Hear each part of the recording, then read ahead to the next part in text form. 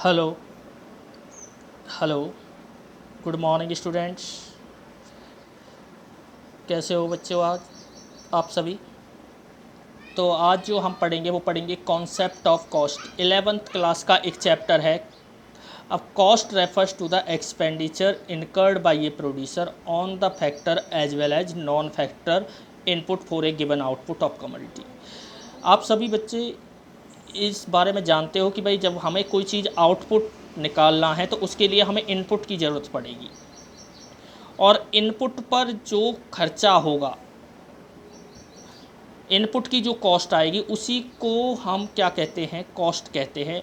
अब ये input owned bye producer भी हो सकते हैं, यानी कि इनपुट जो है प्रोड्यूसर के अपने भी हो सकते हैं, या फिर जो इनपुट कई बार प्रोड्यूसर मार्केट से हायर भी करता है और उसके लिए पैसा चुकाता है, रेंट चुकाता है।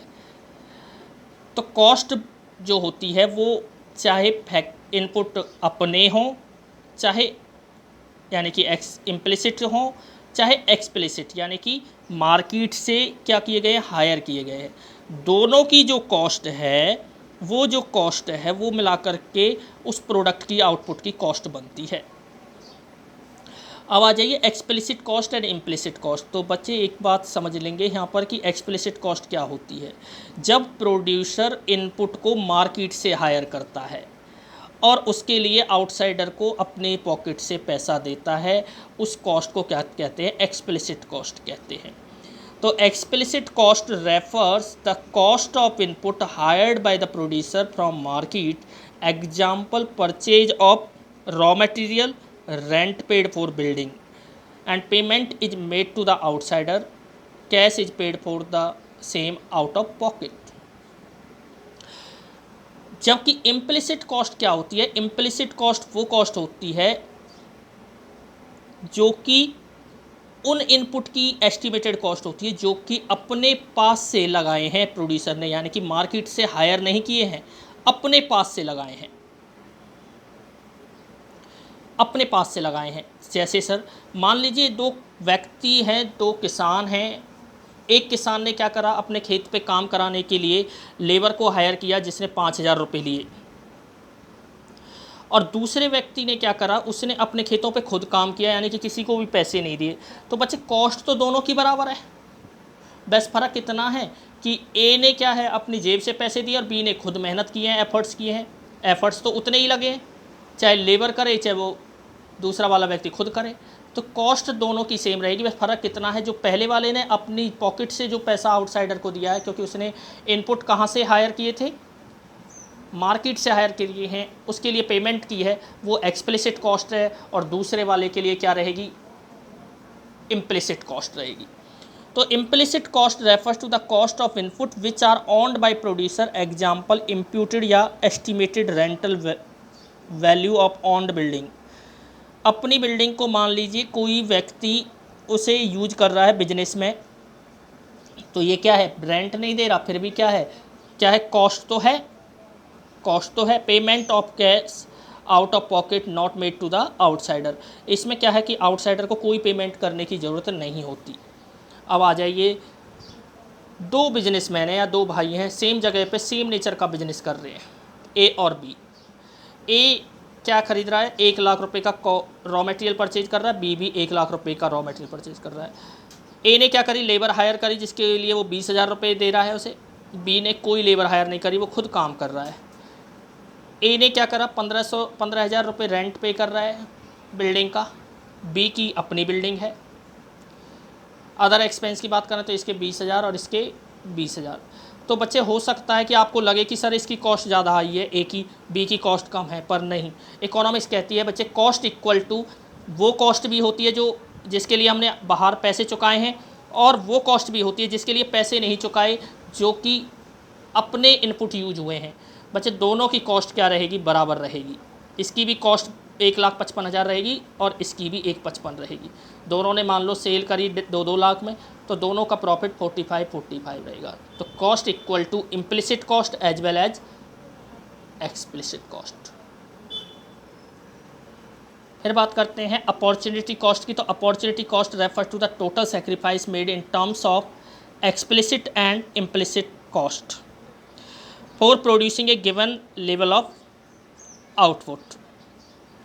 अब शॉर्ट रन क्या है, अपॉर्चुनिटी कॉस्ट क्या होती है बच्चे, the cost of sacrificing getting next best alternative. जैसे कि मान लीजिए किसी व्यक्ति ने बिजनेस करने के लिए अपनी 50,000 की जॉब छोड़ दी, तो उस बिजनेस के लिए जो कॉस्ट थी अपॉर्चुनिटी कॉस्ट वो क्या है, 50,000 रुपये रहेगी। अब शॉर्ट रन कॉस्ट की बात करें तो शॉर्ट रन पीरियड कौन सा पीरियड होता है, ये हम पहले भी डिस्कस कर चुके हैं। तो शॉर्ट रन एक वो पीरियड होता है जहाँ पर कुछ फैक्टर फिक्स्ड रहते हैं और कुछ क्या रहते हैं, वेरिएबल रहते हैं।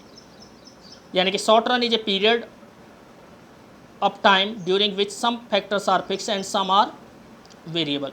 अकॉर्डिंगली शॉर्ट रन कॉस्ट के दो कंपोनेंट बनते हैं, fix cost and variable cost.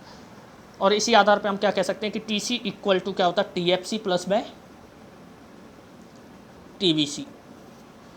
बात करें किसकी बच्चे, फिक्स कॉस्ट की, तो फिक्स कॉस्ट कौन सी कॉस्ट होती है, फिक्स कॉस्ट वो होती है जो कि शॉर्ट रन में क्या होता है, जिसके आउटपुट में चेंज आने से, यानी कि आउटपुट का लेवल कुछ भी रहे, फिक्स कॉस्ट क्या रहती है, फिक्स रहती है। जैसे एग्जांपल के तौर पे किसी व्यक्ति ने कुछ बिजनेस स्टार्ट करना शुरू करा, सपोज करो उसने एक समोसे बनाने की एक दुकान ली और दुकान स्टार्ट करी, और दुकान क्या रेंट पे ली मार्केट में, 5,000 रुपये रेंट है मार्केट में दुकान का। अब एक बात बताइए, वो चाहे समोसा एक भी समोसा ना बनाए, चाहे वो एक समोसा बनाए, चाहे 1000 समोसे बनाए, रेंट तो क्या रहेगा, फिक्स ही रहेगा बच्चे, चाहे आउटपुट हाँ जी बेटा।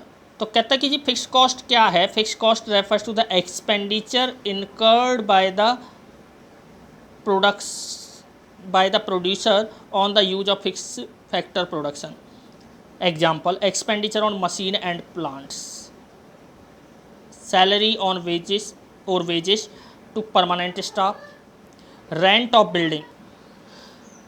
Fix cost remain constant in short period irrespective level of output. मान लीजिए यूनिट 0 1 2 3 4 5 6 है, हमारी फिक्स कॉस्ट क्या रहेगी, 10 रुपये रहेगी।